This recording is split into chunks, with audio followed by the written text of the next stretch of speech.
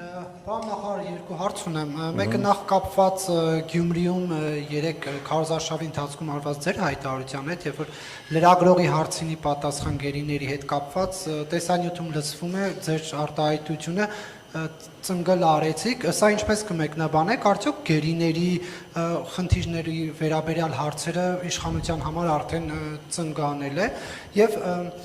Պարոն Միրզոյան, ինչքան շարունակվում է այս համագործակցությունը արևմուտքի հետ եվրոպական կողմի, ամերիկյան կողմի, սրան զուգահեռ մենք տեսնում ենք, որ ռուսական կողմը ամեն մի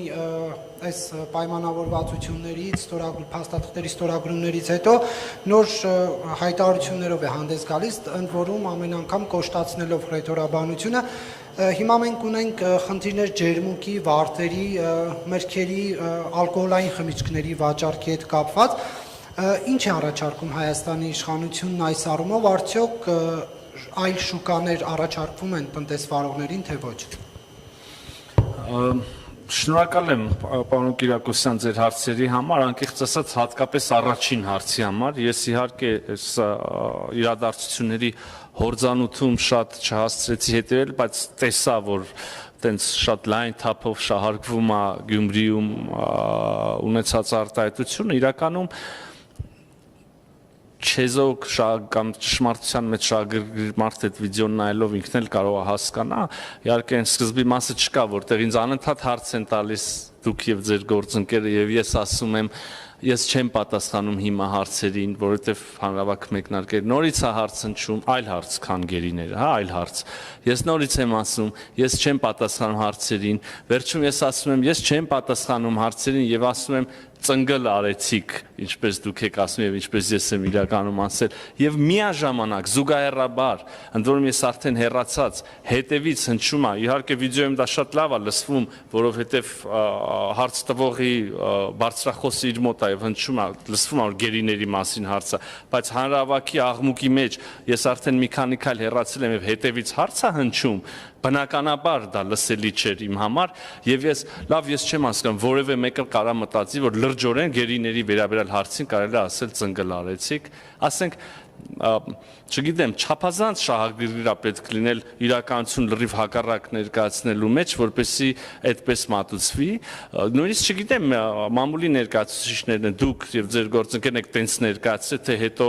ինչ որ մեկի հուշումով կամ ուղղորդմամբ այդպես է մանիպուլացվում բայց բնականաբար եւ չեր էլ կարող հակառակը լիներ բնականաբար ծնգլ արեցիքը ողջ սիրով եւ հարգանքով վերաբերվում էր ձեզ եւ ոչ թե հենց այն հարցին որը ասում եք իսկ դուք երբեմն եկեք խոստովանենք կամ գոնե դուք ինքներդ էլ ձեզ կխոստովանեք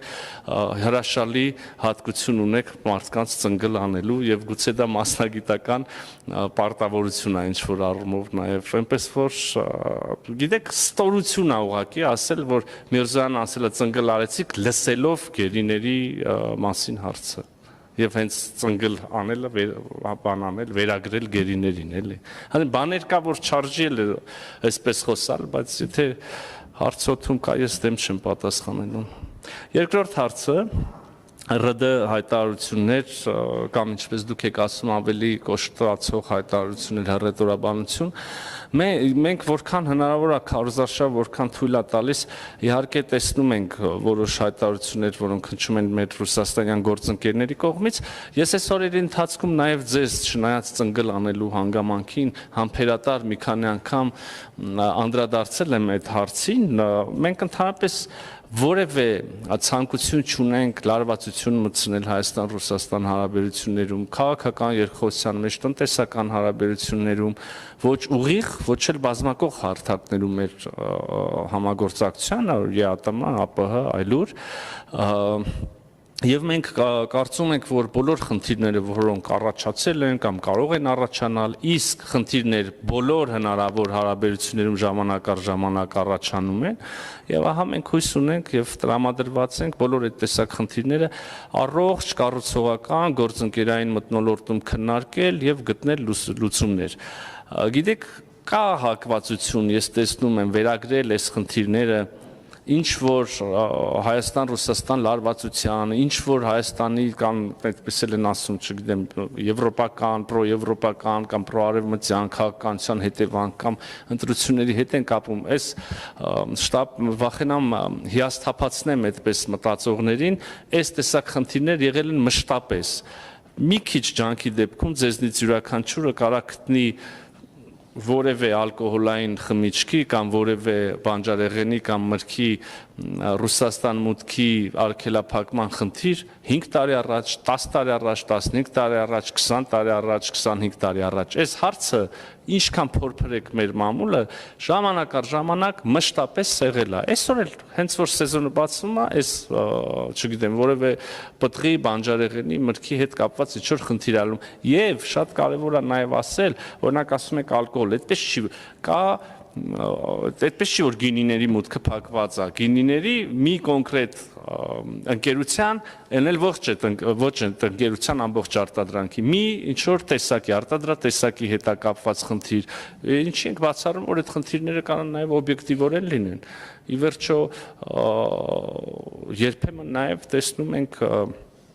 ոչ բարեխիղճ աշխատանք նաև արտադրողների կողմից այս կամ այն ոլորտում։ Ես չեմ ուզում ասեմ, որ անպայմանորեն է դա, չեմ ուզում ասեմ, որ չգիտեմ, բայց ակնհայտորեն նես չի, որ նախկինում այդպիսի բան չի եղել եւ ահա հիմա մեր ընտրությունների ընտրապայքարի կամ որևէ ինչ որ նարատիվի ֆոնին այսպիսի բակայլի են դիմում Ռուսաստանի իշխանությունները։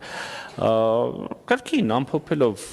կան խնդիրներ, այդ խնդիրները մշտապես ծագել են, ծագում են, մենք հակված ենք կառուցողական առողջ գործընկերային քննարկումների մթնոլորտում գտնել լուծումներ։ Իհարկե մենք բազմիցս նաև այդ շերտը չեմ ուզում անարձագանք թողնել, մենք բազմիցս նաև հրապարակային ենք ասել, որ կարծում ենք, որ մենք պետք է նաև տնտեսական դիվերսիֆիկացիա, բազմազանեցում ունենանք նաև, չի կարելի, ընդհանրապես գիտեք, նույնիսկ տեսական դասագրքային մակարդակում վերանալով կամ վերացարկվելով Հայաստան-Ռուսաստան հարաբերություններից կամ մեր օրերից որևէ երկրի համար մշտապես շատ օգտակար է եւ միանշանակ օգտակար է ունենալ բազմազան եւ մատակարարման եւ սպառման աղբյուրներ։ Սա այնքան աքսիոմատիկ ճշմարտություն է եւ ես կարծում եմ, որ եւ Հայաստանի իշխանությունները պետք է ջանքեր գործադրեն այդ ուղղությամբ, բայց եւ նաեւ բիզնեսները, որովհետեւ ի վերջո կառավարությունները կարող են համաձայնագրեր կնքել, պայմանավորվածություններ ձեռք բերել եւ միջավայր ստեղծել, բայց այդ բուն առևտուրը ի վերջո նաեւ բիզնեսները, ընկերությունները իրենք պետք է անեն, այնպես որ մենք այդ ուղղությամբ գնալու ենք նաեւ, այո, դիվերսիֆիկացիան մեզ անհրաժեշտ է եւ մենք պետք է շարունակական քայլեր ձեռնարկենք այդ ուղղությամբ նոր շուկաներ, սպառման շուկաներ, մատակարարման աղբյուրներ գտնելու համար։